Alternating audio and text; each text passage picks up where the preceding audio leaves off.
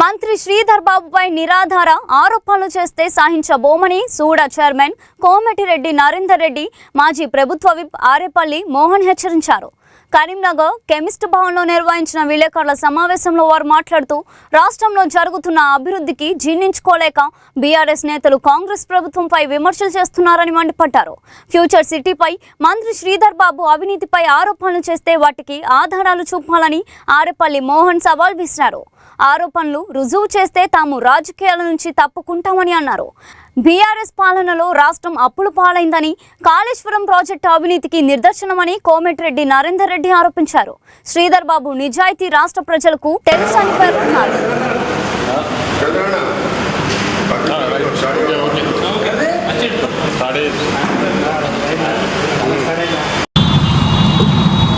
Media సమావేశంలో పాల్గొంటున్నటువంటి పెద్దలు ఆరేపల్లి మోహనన్నతో పాటు వేదిక మీద ఉన్నటువంటి మా కాంగ్రెస్ నాయకులకు, వివిధ హోదాల్లో ఉన్నటువంటి అందరికీ కూడా నమస్కారం తెలియజేస్తాం.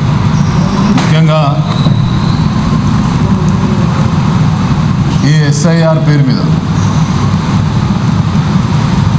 గత వారం 10 రోజులుగా నియోజకవర్గాల పర్యటన పేరు మీద వారి యొక్క అక్కసులు ఈ రాష్ట్రం ప్రభుత్వం నడిపిస్తున్నటువంటి అనేక అభివృద్ధి సంక్షేమ కార్యక్రమాలతో ఇక మాకు పీటలు లేవు, మాకు అసలు ఉనికి లేని పరిస్థితి ఉంది అని చెప్పి వారి అక్కసును ఇలా కాంగ్రెస్ పార్టీ మీద రకరకాలుగా ఆరోపణలు చేస్తుంటూ వారు కక్కుతూ ఉన్నారు. ముఖ్యంగా ఈ రాష్ట్రంలో 60 ఏళ్ళ కళ తెలంగాణ కళ సాకారమైన తర్వాత మిగులు బడ్జెట్ ఉన్నటువంటి రాష్ట్రాన్ని ఎంతోమంది యువకులు, నిరుద్యోగులు తెలంగాణ ఉద్యమంలో పాల్గొని కలలు కన్నటువంటి తెలంగాణ రాష్ట్రాన్ని ఇలా అప్పుల పాలు చేసి భవిష్యత్ తరాలు క్షమించరాని విధంగా పాలన చేసి ఏ ముఖం పెట్టుకొని ఇలా మళ్ళీ తిరుగుతూ ఉన్నారని చెప్పి అడుగుతూ ఉన్నాం.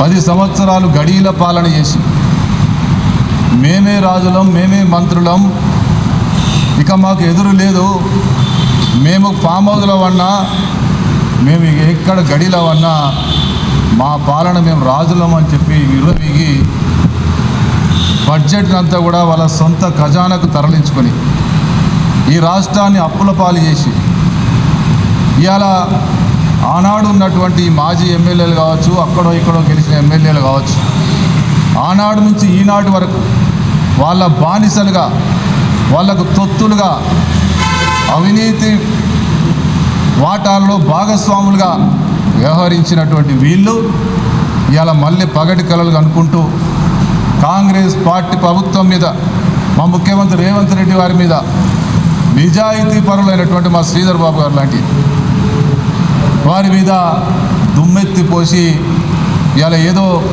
సాధించుకోబోతున్నామని పగటి కలలు అంటూ ఉన్నారు. ఇంకా